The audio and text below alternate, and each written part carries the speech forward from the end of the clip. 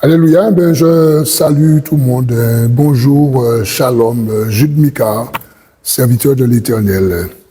Aujourd'hui, je voudrais m'entretenir avec vous sur un thème précis. Vous qui avez donné votre vie à Jésus, vous qui avez entendu le message de la grâce, et vous avez ouvert votre cœur, ou qui a écouté nous, et puis ou ba bon Dieu la vie, ou ba Jésus la vie, eh bien, m'allez parler de l'assurance, mais le fait que tout le monde qui a Jésus la vie, que yo vraiment accepté du Seigneur.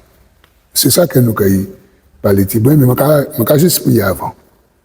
Papa, mon Dieu, en nom de Jésus-Christ de Nazareth, en cas de merci pour parole, et en cas que Saint-Esprit conduit nous et qu'il mène nous là que où voulez aller, pas là que nous voulons aller, mais que là où voulez aller. Merci Papa mon Dieu, en nom de Jésus que nous prions. Amen. Alléluia.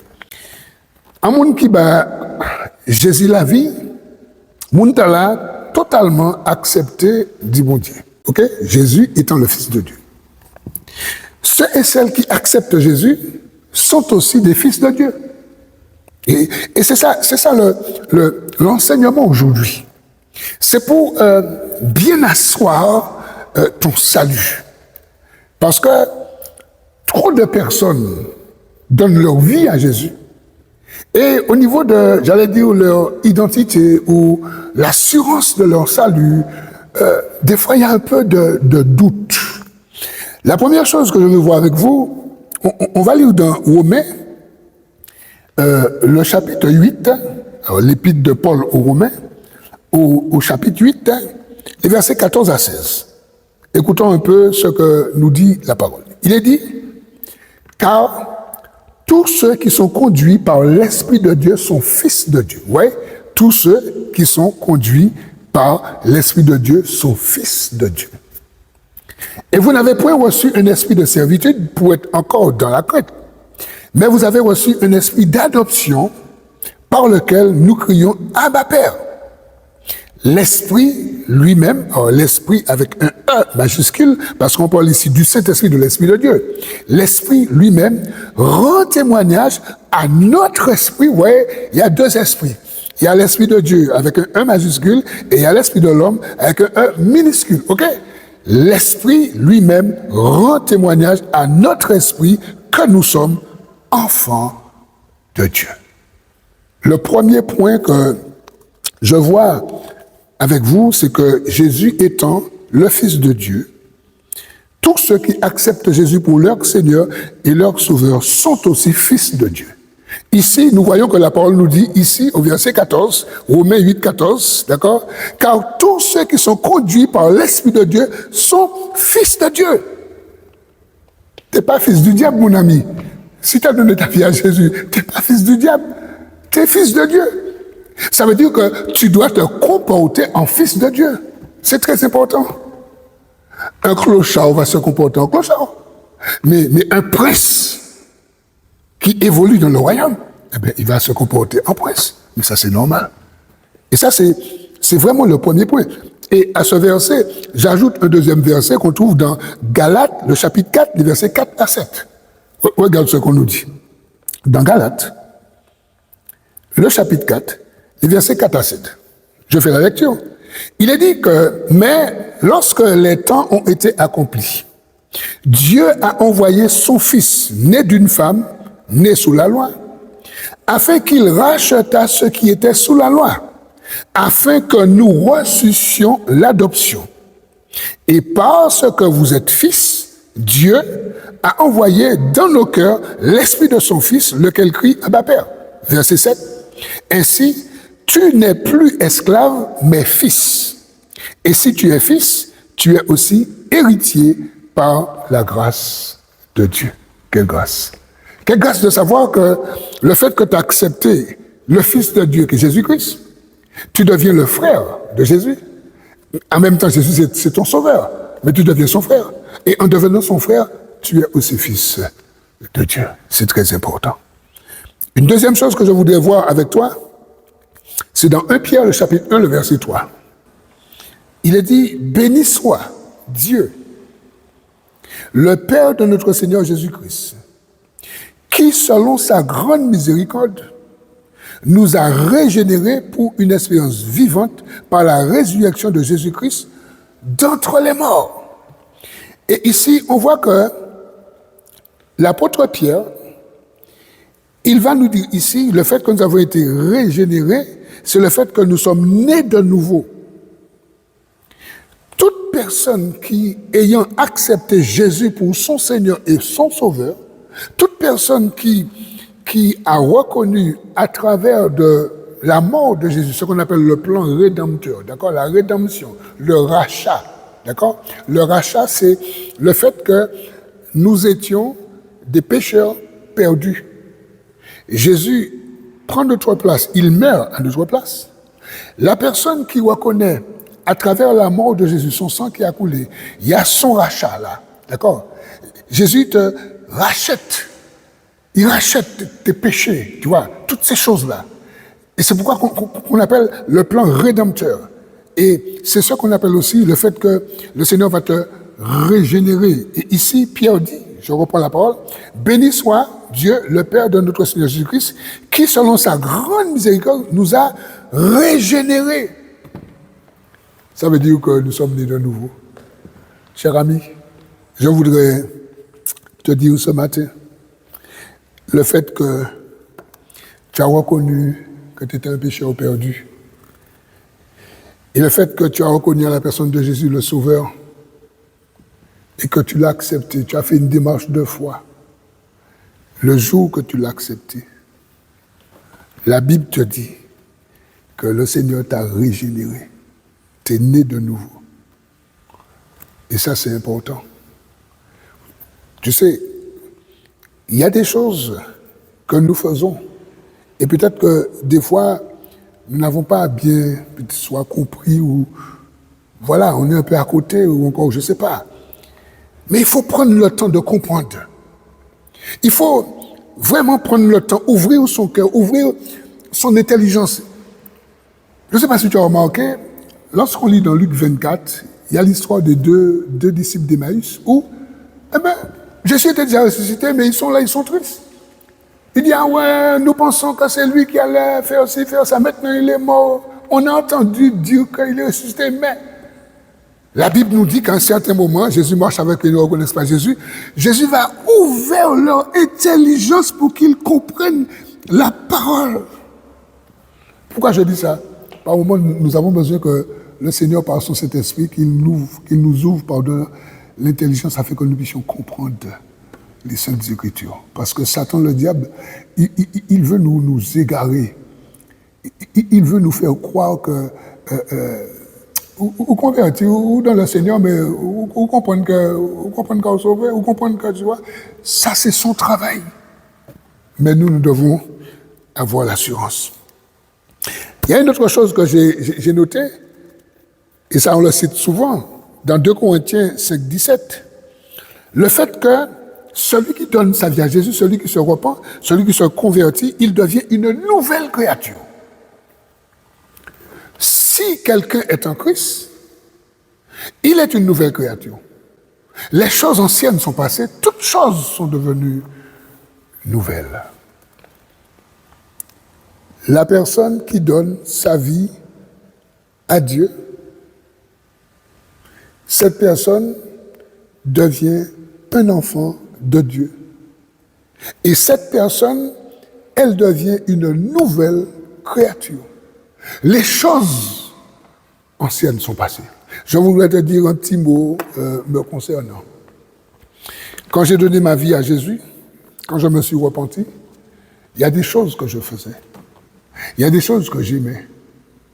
Mais le fait que j'ai demandé pardon au Seigneur, le fait que je me suis repenti, le fait que j'ai dit que je ne veux plus avoir l'amour de ces choses, mais la haine de ces choses. Parce que la Bible nous dit de haïr le péché. Vous savez, le Saint-Esprit a fait quelque chose en moi. Et les choses que j'aimais dans le monde, le Saint-Esprit a mis un dégoût en moi. Les choses anciennes sont passées, voici toutes choses sont devenues nouvelle. Je vous assure que c'est la vérité. Et toi aussi, mon ami, tu as donné ta vie à Jésus. Peut-être qu'il y a encore des choses du monde que tu aimes. Tu dois les exposer à la lumière de la vérité, pardon. Tu dois avoir la haine de ces choses, c'est très important. Tu verras et le Seigneur va te faire du bien. Il y a encore autre chose que je voudrais partager avec toi. Là, on va aller dans Romains 15, 7. On nous dit ici, accueillez-vous donc les uns les autres comme Christ vous a accueillis pour la gloire de Dieu. Et ici, je trouve ce verset très intéressant. Ça veut dire que nous avons été acceptés de Dieu. Et ici, il y a une exhortation. On nous demande, acceptez-vous les uns les autres. Ça aussi, c'est important. Ça veut dire quoi? Ça veut dire que quelqu'un qui est en Christ, tu n'es pas un solitaire. Tu n'es pas quelqu'un qui fait une bonne à part. Tu n'es pas quelqu'un qui... tu es chez toi tout seul, ton église, et puis c'est... Je ne sais pas moi. Non. On voit ici, on nous dit, accueillez-vous les uns les autres parce que Christ vous a accueillis. Alors on comprend qu'il y a une notion de communion, de s'accueillir, de se faire du bien. Et ça aussi c'est très important. Et c'est pourquoi que quelqu'un qui donne sa vie à Jésus, eh bien, retrouve une famille spirituelle, un lieu, une église locale, quelque part où tu te retrouves, où les frères et sœurs s'accueillent, on est là, on vit ensemble, on se fait du bien, on prie ensemble, on pleure ensemble. Et le Seigneur nous fait du bien, c'est très important. Et puis, j'ai un point qui est très important, c'est le fait que nous sommes gardés, le fait que nous sommes en sécurité, le fait que ni le quimbois, ni la malédiction, ni certaines choses qu'on veut faire contre nous ne peuvent nous atteindre. On va lire le passage, tu vas voir. Là, on va aller dans l'évangile de Jean, le chapitre 10, et à partir du verset 27. Voilà, c'est Jésus qui parle. Jésus dit que mes brebis entendent ma voix, je les connais et elles me suivent. Je leur donne la vie éternelle. OK? Et elles ne périront jamais. Et personne ne les ravira de ma main. Mon Père, qui me les a donnés, est plus grand que tous. Et personne ne peut les ravir de la main de mon Père. Moi et le Père, nous sommes un. Mes amis, il y a quelque chose dans ces quelques paroles. Jésus dit que la brebis qui écoute l'évangile et qui vient à lui, Jésus dit que cette brebis est dans sa main. Jésus dit que personne ne peut l'ôter, ne peut l'arracher, ne peut l'enlever de sa main. Jésus dit qu'elle ne va jamais périr. Mais Jésus dit aussi que mon Père qui me les a donnés est plus grand que tous et personne ne peut les ravir de la main de mon Père. Et Jésus dit que le Père et moi, nous sommes un. J'aimerais vraiment encourager quelqu'un, peut-être que quand tu entends qu'on te menace, on te fait des menaces de malédiction, des menaces de quimbois, des menaces de ci, des menaces de ça, et tu as peur. Qui ça opère? Pourquoi tu as peur? Parce que tu ne fais pas confiance au Seigneur. Fais confiance au Seigneur. Attache-toi à la parole de Dieu et tu verras. Par contre, si tu as une porte ouverte chez toi, il faut la fermer. Parce que Jésus dit que personne ne peut te ravir dans sa main. Mais l'apôtre Paul dit dans Éphésiens 4, 27, ne donnez aucun accès au diable. Ça veut dire que si tu as une porte ouverte dans ta vie et que quelqu'un veut te faire du mal, le mal peut t'atteindre dans cette porte qui est ouverte. C'est pourquoi il faut la fermer. Et une porte ouverte, c'est quoi? C'est le péché. C'est refuser de pardonner quelqu'un. D'accord? C'est le fait que tu mens. C'est les commérages. Enfin bref, des choses qu'on fait et qui ne sont pas la gloire de Dieu peuvent être des portes ou encore des accès au malin pour qu'on puisse nous toucher. Mais autre chose, la Bible nous dit que celui qui est né de nouveau se garde lui-même et le malin ne peut le toucher. Ça, tu trouves ça dans 1 Jean chapitre 5, versets 18 et 19. Voilà, c'est très important. Bon, on va terminer par Romains, on va essayer dans Romains le chapitre 8, les versets 1er. Le fait qu'il n'y a plus de condamnation, il n'y a plus de jugement. C'est très important. Dans Romains, le chapitre 8, verset 1, voilà ce que l'apôtre Paul, il reçoit de la part du Seigneur. Il n'y a maintenant aucune condamnation pour ceux qui sont en Jésus-Christ. On ne t'a pas dit pour ceux qui sont dans une religion. On ne t'a pas dit pour ceux qui sont dans je ne sais quelle secte. On t'a dit, il y a maintenant aucune condamnation pour ceux qui sont en Jésus-Christ. Pas de condamnation. Ce verset, je le colle avec un verset qu'on trouve dans Jean chapitre 5, verset 24. Regarde bien. Jésus dit, en vérité, je vous le dis, celui qui écoute ma parole et qui croit à celui qui m'a envoyé a la vie éternelle et ne vient pas au jugement. Tu vois, il ne vient pas au jugement. Tout à l'heure, on a lu qu'il n'y a maintenant aucune condamnation pour ceux qui sont en Jésus-Christ. Et ici, Jésus dit, en vérité, je vous le dis, celui qui écoute ma parole et qui croit à celui qui m'a envoyé a la vie éternelle et ne vient point en jugement, mais il est passé de la mort à la vie. De la mort, on va dire, spirituelle. De la mort du péché. De la mort, quand tu es du monde, pardon. Quand tu aimes les choses du monde, tu vois.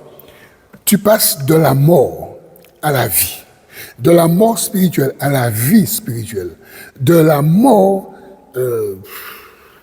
des choses quelconques, ok, à la vie éternelle, puisque le Seigneur Jésus dit, je reprends pour terminer, il dit, il est passé de la mort à la vie. Et celui qui écoute ma parole et qui croit à celui qui m'a envoyé à la vie éternelle et ne vient point en jugement. Mon ami, je voudrais te dire pour terminer, je ne sais pas ce que tu as déjà fait cette expérience de donner ta vie à Jésus. Mais cet enseignement que j'ai donné aujourd'hui, tout simplement pour te dire, toi qui ne l'as pas encore fait, dépêche-toi, fais vite. C'est un petit conseil d'amour, fais vite. Nul ne sait à quelle heure qu'il meurt. Nul ne sait quand le Seigneur va revenir chercher les siens. C'est pourquoi c'est important pour toi de le faire. Toi qui l'as déjà fait, fortifie-toi dans tout ce qu'on a dit. Fortifie-toi, établis-toi dans tout ce qu'on a dit. Mais toi qui ne l'as pas encore fait, je voudrais t'inviter maintenant à le faire. Et si vraiment tu veux le faire, tu veux donner ta vie à Jésus, dis cette prière avec moi. Tu vas dire avec moi, Seigneur Dieu, je te remercie pour cette parole que j'ai entendue. Je reconnais que je n'ai pas encore fait cette démarche de me repentir et de te donner ma vie. Par la foi, je le fais maintenant. Je te demande pardon pour mes péchés. Et je te donne ma vie. Viens habiter dans ma vie, dans mon cœur. Viens me laver par ton sang. Donne-moi ton Saint-Esprit. Amen. Si tu as fait cette prière, et si elle est sincère, cette prière, sache que ce n'est pas l'homme qui sauve, mais c'est Dieu qui pardonne, qui sauve et qui donne la vie éternelle. Que Dieu te bénisse.